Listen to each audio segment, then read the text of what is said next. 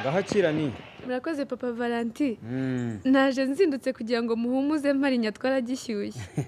nibyo ni wazindutse pe ngaho yihutane bahita bayateka. Murakoze papa Valentin. Nimwakira amafaranga. Aho yashyikirize Liberata. Libera. Karame. Ngwino hano wakira amafaranga uyabike hahandi. Ndaje. Waramutse ni? Mwaramutse mama Valentin. Nimwakira amafaranga. Murakoze ma. Ese Valentin arahari? Arimo gukubura mu gikari. Ndabona tugomba no kuvunjisha. Reka ze mujyane muvunjisha aho haruguru. Valentin. Karame papa. Ntabwo wamenye ko mushuti wawe yaje? Ni bite? Ni byiza. Valentin. Karame. Ahubwo wagize neza kubabwira ko tugurisha amatasha. Abakiriya batangiye kuza. Nzakomeza mbabwire mama. Erega bazaza. Ese Libera. Karame. Bya byansi bindi wabiteguye? Ndagira ngo tuboneho tugabanyiriza amata. Nabikoze rwose. Ahubwo reka nze ngutwaze tujye kuyabuganiza. Ubanguke Valentin. Yego mama. Cyakora Valentin, ushobora kumva ukuntu ushimishijwe no kubona amahoro ari iwanyu noneho. Uko bitangaje. Ceceka sha byihorere. Kuva nagaruka nta mwiryane nigeze mbona. Gusa nyine njye mba numva ntarabyumva neza. Sha Valentin ushaka kubyemera. Kuva hashize igihe kingana gutyo nta kibazo ubonye. Buriya ntibizasubira kabisa. Shani, sinzi njye mbiteze amaso. None se Valentin, basuba wumva warababariye papa wawe kubyo yabakoreye mu gihe cyashize? Aha, Shani. Nkubwiye ngo naramubabariye nawe nkubeshye pe. Gusa wenda mu minsi izaza byazashoboka. Iki cyari kiryoshye. Kuki buri munsi mutagiteka mutya? Tuzajya tubikora mugabo mwiza. Ese poze. Cyane papa. Ko watonye cyane, umeze neza sha? Yego meze neza papa. Bo. Ubu rero hari icyo ndashaka kubamenyesha. Ni amahoro se? Nta kindi. Nuko nashaka kubabwira ko guhera uyu munsi nasezeye ku kazi. Ngo? Bakwirukanye se? Wakoze iki se kandi? Kandi abagore mwumva nabi. Navuze ko banyirukanye cyangwa nasezeye. None se papa, wabishawe n'iki gusezera ku kazi? Nge sinakwihanganira agasuzuguro k'abagore. Dore wari boss wanjye kubera ko ashaje, inshingano zose yazishyize mu maboko y'umugore we. Ibyo bigatuma uva mu kazi koko? Cyane. Nizere ko wikinira, ibyo ntiwabikora. None se papa, kumuha inshingano bishatse kuvuga iki ku kazi kawe koko? Umva iki kigoryi nacyo. Ubwo se ntiwumva ko abashoferi b'imodoka ze zose ari uzajya ubakontorora. Nge rero sinayoborwa n'umugore rwose. Bitwaye iki se kuyoborwa n'umugore papa? Ntabwo najya munsi y'ibirenge by'umugore. None se amafaranga y'ishuri azavaye? Nyine umva ukemera umugore akakuyobora ariko ukaguma ku kazi. Ngo? Papa ubuzima bugakomeza. Pazo, erega ibyo nkora ndabizi. Ngiye gutangira business yo gucuruza amakara. Amakara muri Kabuto? Neza rwose. Ko abantu benshi batekesha inkwi ntibangahe bazayagura ko? Yego se. Nk'igitekerezo natanga. Ntabwo tubijyamo impaka. Uranyumva? Byo mushinga narawize neza. Ahubwo ejo nzajya kureba aho nakodesha hariya mu gasantere. Ariko papa, ndebye byo mama ariko kubwira ari byo rwose. Ceceka hose nyine. Mwese nta bitekerezo byanyu ushaka. Icyemezo nagifashe ni ntakuka. Ariko ndi umuhatari guciririkanya bigenze neza kabisa. Yashakaga inzugi 3 n'amadirishya 4. Ibyo bintu ntibyemeye mu kazi. Hakuse manzi wajya ushyira mu gaciro. Umukiriya yaza tukamureka ngo nagenda ngo nuko Karista adahari. Ubwo se twaba turi hano dukora iki? Umenye ko ibyo wakoze atari byo yewe. Ikibise nakoze ni kiguciririkanya nkuko Karista bikora. N'ibiciro bikaba ari nk'ibyo Karista asanzwe abaca. Ubundi se ninde waguhaye uburenganzira bwo kuvugana n'abakiriya mpari? Uhari. Ubusuri nyiri business. Hakomanzi rwose. Iyo Karista adahari ugomba kumenya ko ari nge boss. Nuko ye. Ayo matora se yabaye ndihera. Ariko Gigi rwose. Ubwo se yobe yuko no mu muco nyarwanda y'umugabo adahari ufata ubutwara ari umuhungu we. Niko bigomba kugenda no mu kazi rero. Ibyo sinemeranywa nawe manzi. Nge nemera ko ufite ubushobozi bwo gufata inshingano uwo ari we wese ashobora kuzifata hatitawe ko ari umukobwa cyangwa ari umuhungu. Ese ko muburana hano byagenze bite? Si uyu mukobwa so wafashe inshingano atahawe. Papa Valentin, umva uko byagenze. Hano haje umukiriya udahari. Manzi we yashakaga ngo ko tumubwira ngo agende ngo azagaruke uharira. Hanyuma se nkaba nabasize hamukuri. Si ibyo se. Nge rero nyine navuganye nawe musobanurira ibyo dukora, ambwira ibyo yifuza. Tujye mu biciro basiga komande. Yego ratagigi. Erega ibyo ndabyumva Papa Valentin. Ariko nyine ibyo yakoze byari inshingano zanjye kuko ndi umuhungu. Igihe wagombaga kugusigariraho. Wagize neza cyane Gigi. Urakoze. Manzi, ngiye icyo nshaka no kubafasha mwembi mukamenya umurimo. Kandi Manzi, Karame. kuri umuhungu ntago ari byo ngenderwaho. Uhabwa inshingano zo kuyobora. rega nanjye nuko nabyumvaga kandi nawe nabimusobanurira ahubwo nzanaho za sababu ze. ubufatanye bwanyu nibwo butuma akazi kagenda neza nk'ubu tuzi ko manzi azi gupima neza kandi vuba igihe nawe mu gukata ibyuma akaba uwa mbere kandi ibyo byombi nibyo dukeneye mu kazi dukora buri munsi. ntari bitu nibyo kabisa umva twese tugomba gufatanya hatitawe ko umwana umuhungu cyangwa ari umukobwa. ahubwo binyeretse ko ibyo twigira mu mugoroba w'ababyeyi ku buringanire bw'abagabo n'abagore bikwiye no kwigishwa mu rubyiruko. ariko se umuntu Valentine yatubwiye tumutegereza kugeza ryari?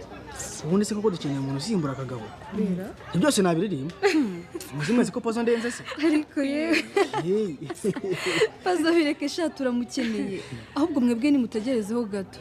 aha reka dutegereze. bana wese nguri yaraje.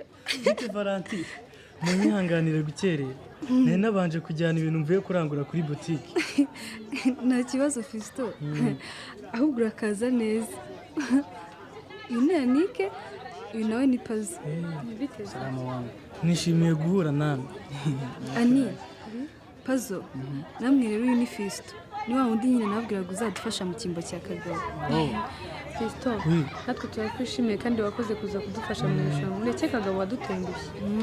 Fisto waturirimbiraho gato se ku ndirimbo uzi tukumva ijwi uririmba. nta kibazo reka mbaririmbire Habibi ya The Ben. iyaba wenda amarira yasobanura urukundo ngukunda sinazigera mpora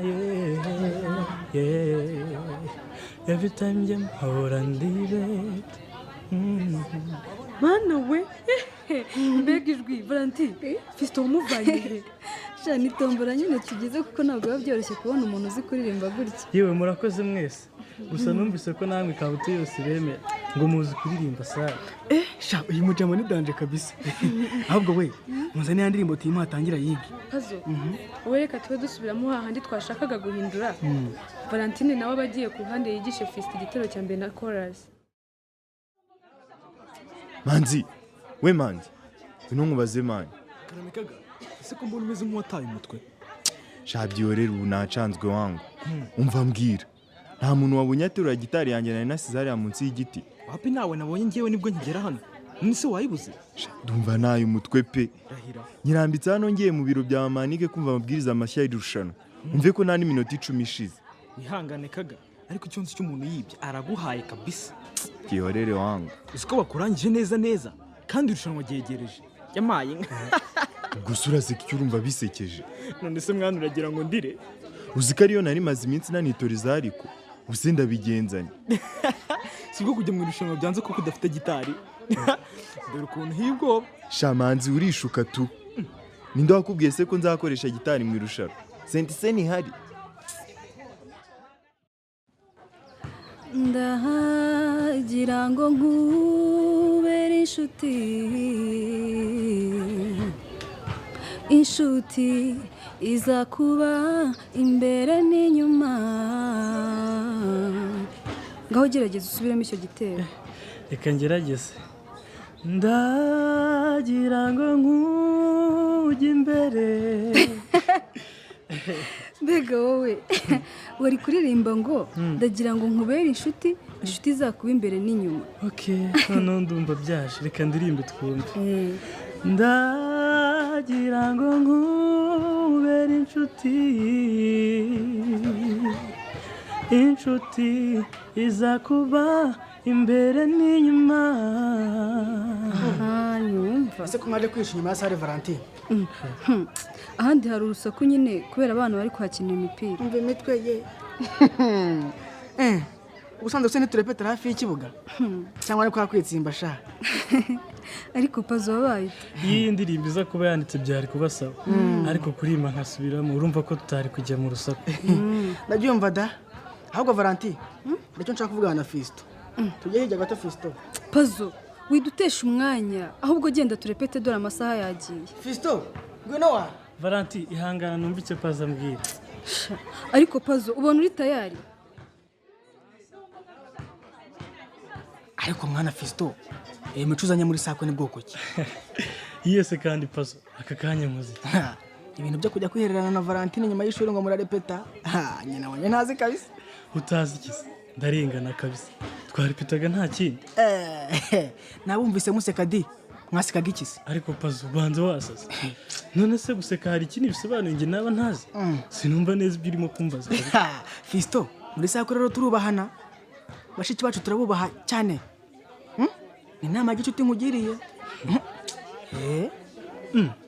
njye n'ubusanzwe ndabubaha cyane ntabwo natinyuka kunyuranya n'icyubahiro mbagomba wabonye se ntabubaha oya da nuko nyine nzi ko hari abahungu bameze batyo ariko njyewe abo simbabamo nta noma mwana Fisto gusa nyine nizere ko ariko bimeze ko muri sako tugira amategeko.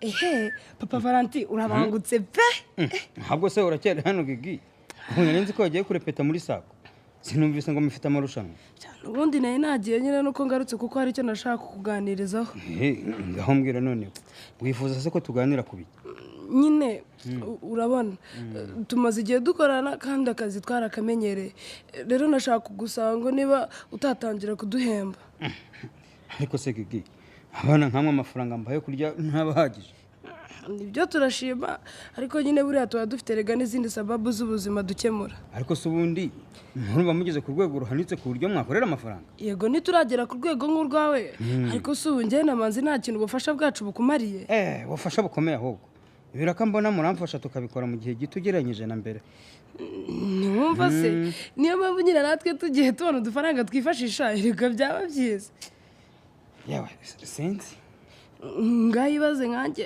ubu njyewe nishyura inzu mbamo urumva rero ibintu biba ari hatari cyakoze ibintu uvuga bishobora kuba bifite ishingiro Gigi erega manzi nawe ntabuze utuntu aba akeneye mu buzima busanzwe ariko ubundi Gigi reka nkubaze ubusanzwe utaraza gukora hano wari ubayeho ni za sitarago nyine ariko nawe wibaze ubaho udakora ku ifaranga na rimwe wumva uko ubuzima bwawe bwaba bumeze umbwira reka sinshaka kubimenya ubwo umuryango wanjye wabaho ute Gigi ndabitekerezaho neza ubwo nzakubwira ejo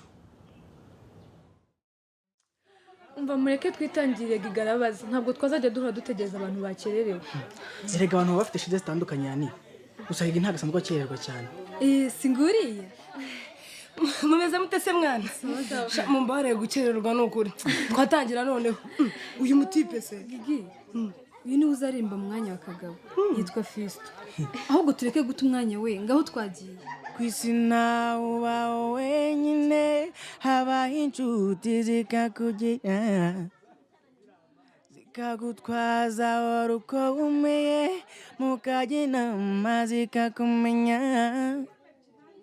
ndagira ngo nkubere inshuti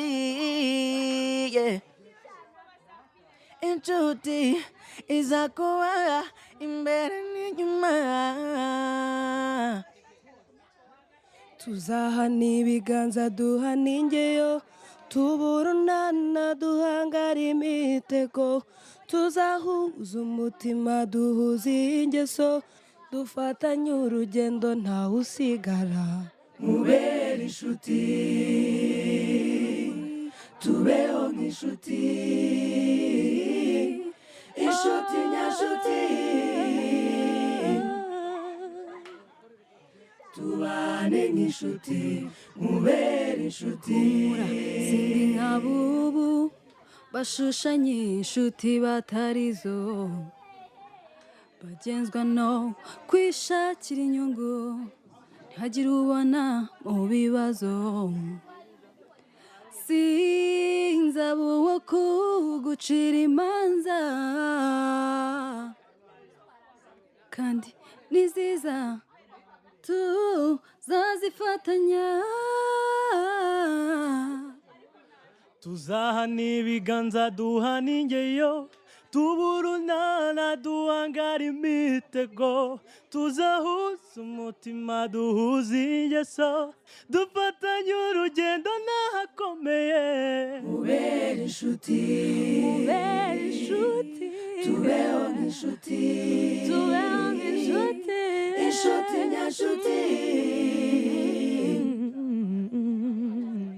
tubane nk'inshuti mubere inshuti tubeho nk'inshuti inshuti nyanshuti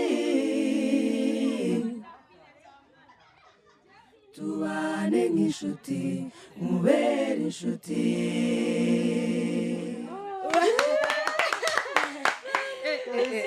sha muri kuririmba neza pe numva mwiteguye neza. Mamani wabyumvise nawe se? Nabyumvise. Wana turakaze bya hatari. Ni byiza cyane Pazo. Ndabona mwarabonye n'undi munyamuryango. Yitwa Fisto. Fisto uyu ni mama wa Nick, ni umuhuzabikorwa hano ku kigo cy'urubyiruko. Hanyuma rero narinje kubamenyesha ko hari igihembo kimwe mu irushanwa. Ni ukuvuga ko amatsinda n'abaririmbyi ku giti cyabo bazagihatanira. Iki mama, none se ntibyagombaga kuba amatsinda ukwayo n'abantu ku giti cyabo kwabo? Yego ani, gusa byahindutse abateguye irushanwa bamaze kubimenyesha. Igihembo ni kimwe, ni ugukorerwa indirimbo muri studio. Yebaba we ko bikaze. Ntabwo byoroshye byo rero. Ni ukuvuga ngo uzatsinda ni uzatwara igihembo hatitawe ko ari itsinda cyangwa umuntu ku giti cye. Ariko ntabwo abantu muri Kabuto nta watsinda Sako niyo yaba ameze ati.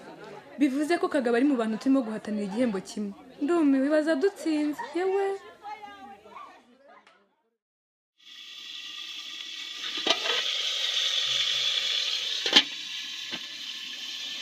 Ndumva umunyu uhagije da.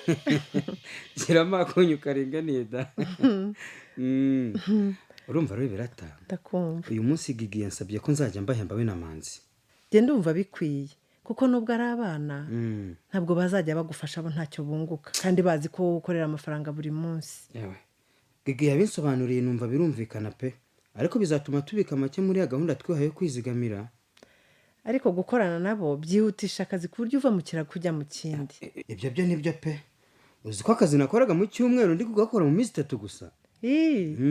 Ikindi humura tuzajya tubika hahagije kuko dufite n'amafaranga ava mu kugurisha amata. Yewe numvaga bizatinza cya gitekerezo cyo kwizigama yo kugura umurima.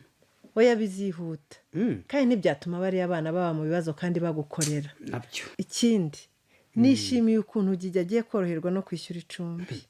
Kandi buriya Gigi ni umukozi utagira ngo yo iriya nshuti ya Valentine irambabaza. Uzi umwana w'umukobwa wabuze aho arara? Wa mugani rebera. Ndakumva. Numvaga bitazashoboka ariko rwose urakoze kumfasha kubona igisubizo cy'iki kibazo.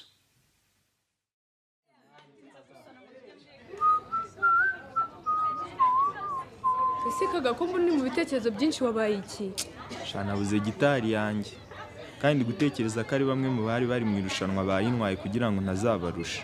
Ubwo se ushatse kuvuga ko Sakwe twifashe tukakwibira gitari yawe? Oya, simwe navuze kuko nta n'umuntu wo muri Sakwe nabonye hano mbere yuko bayinyiba. Nabumvaga muririmba muri sare kandi rwose mwarimbaga neza pe. Urakoze Kaga. None se wumvise amategeko mashya y'irushanwa? Sha mama wawe yabimbwiye. Gusa wasanga ari cyo gihe cyo kureba niba ndi tayari kwinjira mu muziki by'umwuga ku giti cyanjye. Shamba nutakiri inshuti yacu. Ko ntabwo ubushuti bw'abagize Sakwe bukigize icyo bukubwiye. Shani, Sakwe ni itsinda rikomeye mu buzima bwanjye pe. Gusa nkeneye kureba niba style nshya nshaka kurimba abantu bayikunda. Sha twabonye yo gusimbura rero. Ewan umutipe witwa Fisto yakugiriye mu mwanya ahita ajyamo neza, umva ubu niwe tuzaririmbana. Rahira? Ego. Sha biranshimishije ko mwabonye umuntu utsimbura ubizi neza. Nanjye ndi kugerageza ngo ndebe uko bizagenda mu irushanwa. Kaga, ikambe mbikubwiye hakiri kare. Niwe ubeshye ugahangana natwe mu irushanwa, umenye ko uzahita uva muri Sakwe. Ngo mvamo? Uvamo nyine. Byose mwabikora.